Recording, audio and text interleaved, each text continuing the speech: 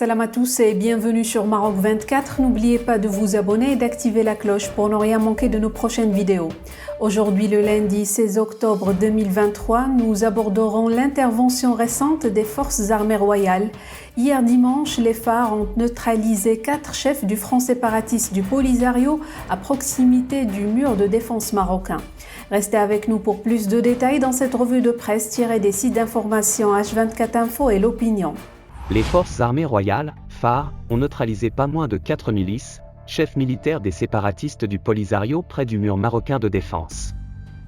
Un groupuscule de mercenaires du Polisario s'est approché hier dimanche, de quelques kilomètres du mur marocain de défense, avant qu'il ne soit éliminé par des frappes ciblées, de drones appartenant à l'armée marocaine.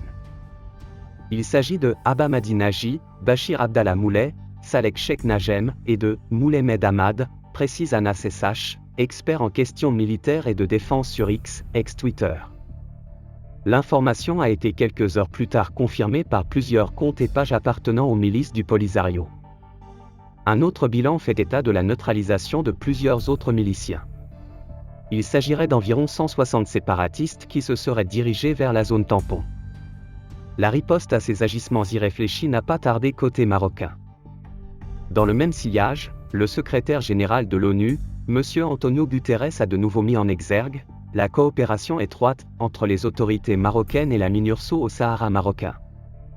M. Guterres a également mis en relief, encore une fois, la coopération et la communication continue au niveau stratégique entre la MINURSO et les forces armées royales, y compris à travers les 2 visites au siège de l'état-major général des phares, zone sud, à Agadir en septembre 2022 et juillet 2023.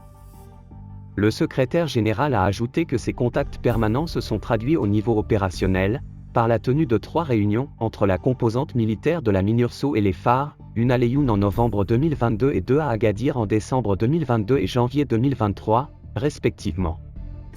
M. Guterres a également mis en exergue la coopération du Maroc en matière de déminage. Il a souligné que le Maroc avait répondu positivement à la demande de la MINURSO de reprendre les activités de déminage, à l'est du dispositif de défense au Sahara marocain, affirmant ainsi que toute action de la MINURSO dans l'ensemble du Sahara marocain, se fait avec l'assentiment du Maroc et battant en brèche la chimère de soi-disant « territoire libéré » que véhiculent l'Algérie et le front séparatiste. Le secrétaire général de l'ONU s'est en outre félicité de la liberté de mouvement exercée par la MINURSO au Sahara marocain, lui permettant de mettre en œuvre son mandat de supervision du cessez-le-feu, dans les meilleures conditions opérationnelles possibles. Pour rester informé, je vous invite à regarder les vidéos Maroc 24 qui s'affichent sur votre écran.